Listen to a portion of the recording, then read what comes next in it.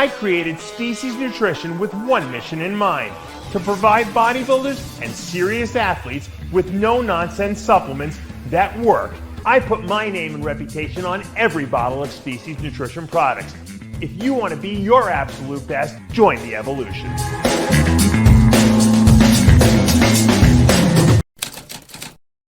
I got my blood work done. My test was at 2,500. That's being on 250 milligrams a week. If I were to take more, how would it help me when my testosterone is already so high? Well, it's going to help you because when you go from like 850 or 900, which is the high physiological, normal, to a pharmacological or drug level, which would be, what did he say was 2,000 or something like that? Yeah, 2,000.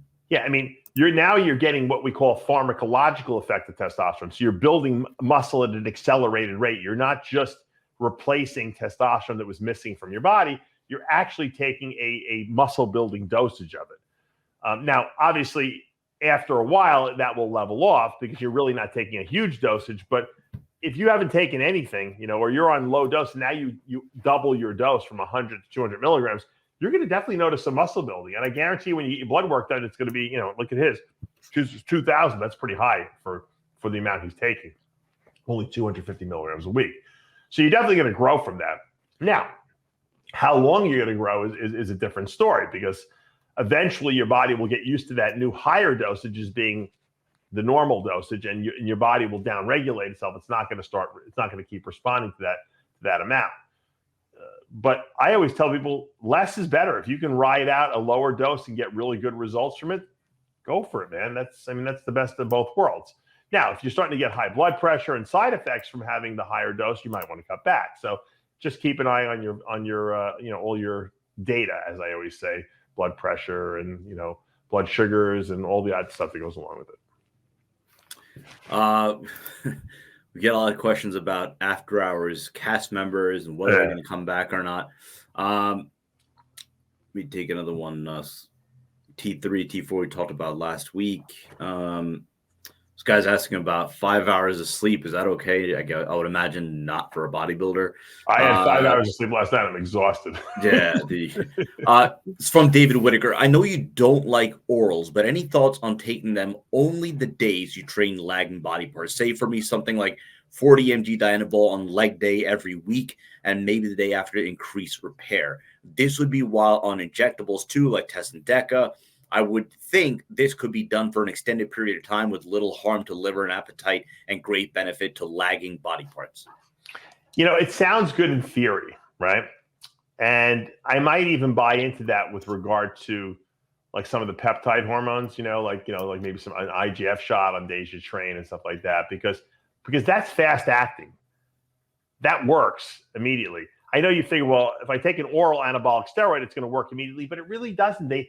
Anabolic steroids really work better when they build up to levels that are there all the time. So if you're only taking it once a week or twice a week, and you get a little spike, an extra spike of Dianabol, it's not going to do anything long term. You're not going to build any muscle. You might hold some water the next day after you took that dose the day before, and you might think you gained weight, but it's just going to be water weight, and then it's going to disappear another day later. So is it going to be toxic to you if you take a dose twice a week? Probably not, but it's probably not going to do anything. So either do the orals or don't do the orals.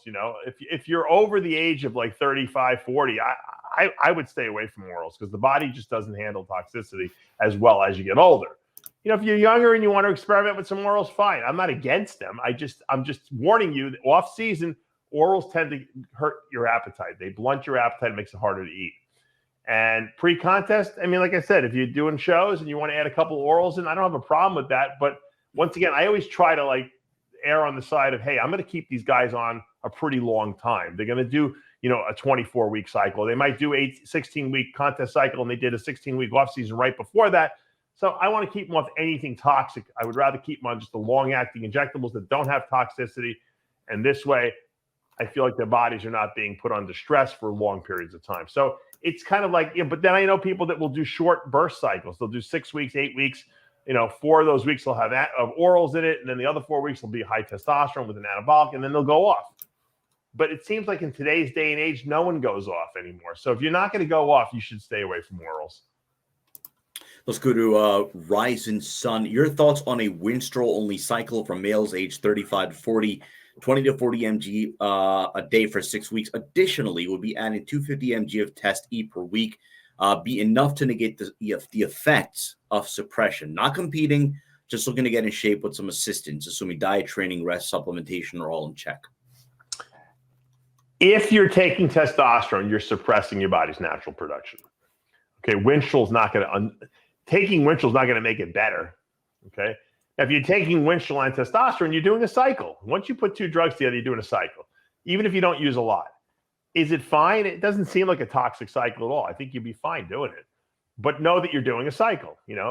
I was going to do a separate video. I still might, about how to start cycling and what you should do and how you build up over the course of your first couple of years using anabolics. The first cycle I ever did was Primobolan and Winstrol.